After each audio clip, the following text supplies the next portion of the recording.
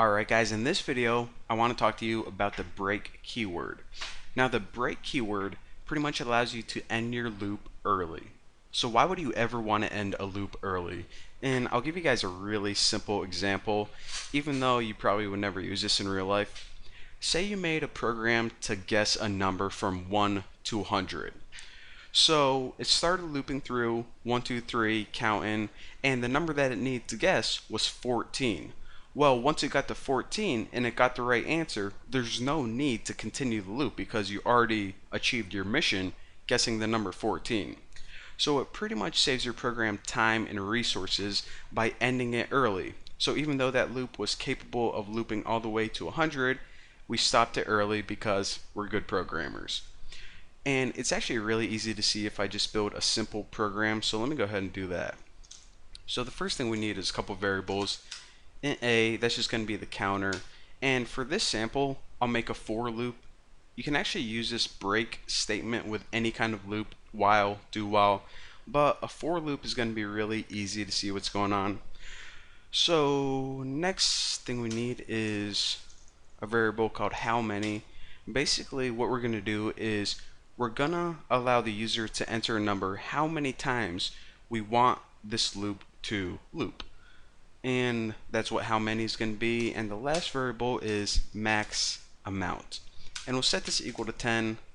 Actually, let's go ahead, yeah, we'll set it equal to 10, why not. And the max amount is how many times this loop is going to loop by default. So by default it loops 10 times. However, if the user enters something else, it's going to break early. So now what we need to do is give them a little prompt on the screen so they know what the heck they're doing. So how many times do you want this loop to loop? They probably know what we're talking about, even though loop to loop, they get it, you know. And we'll say up to 10. Alright, and actually another thing I want to do is this. I don't even want to add a new line because I think it would be cool if they enter their answer right to the right of that. So scanf, and we need to scan it in, which is of course %d, and where are we going to store that? Ampersand how many. So what they did right now is they're going to type in a number and it's going to be stored in this variable how many. So let's go ahead and build the default loop, which is this: for, and we start at 1, and we'll set it less than or equal to max amount. So like I said, by default this loop is going to occur 10 times. Of course, just increment it by 1, not getting fancy here. And what's this loop going to do? Let's just do something stupid like print it out on the screen.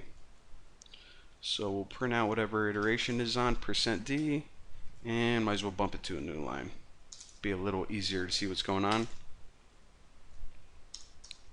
Alright, so again, by default it's going to loop 10 times. Let's see if it's working right now. How many times do you want to loop? Let's just say 2. Enter. It loops 10 times. Okay, so we need to add something into our program to say, hey, you need to check this number right here because I told you to loop 2 times and you loop 10 times. Stupid program. So let's go ahead and do that. And in order to do that, you need to add this statement right after the print. So just add an if conditional and say, okay, if this number right here, whatever loop you're on, is equal to whatever number they entered, which was how many, then break the loop. Now what break the loop is going to do is it pretty much says, okay, what loop is occurring? Well, it's this loop right here, the for loop. So I'm going to stop that and then just continue on to the rest of the program, which is pretty much just end the program, return 0. So now let me run this, and hello, what are you doing? Actually, let me give myself a little more space.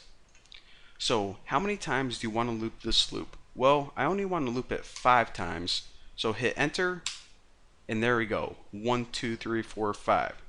So basically It got to this loop and it says, okay, so I'm running this loop 10 times because A is less than 10.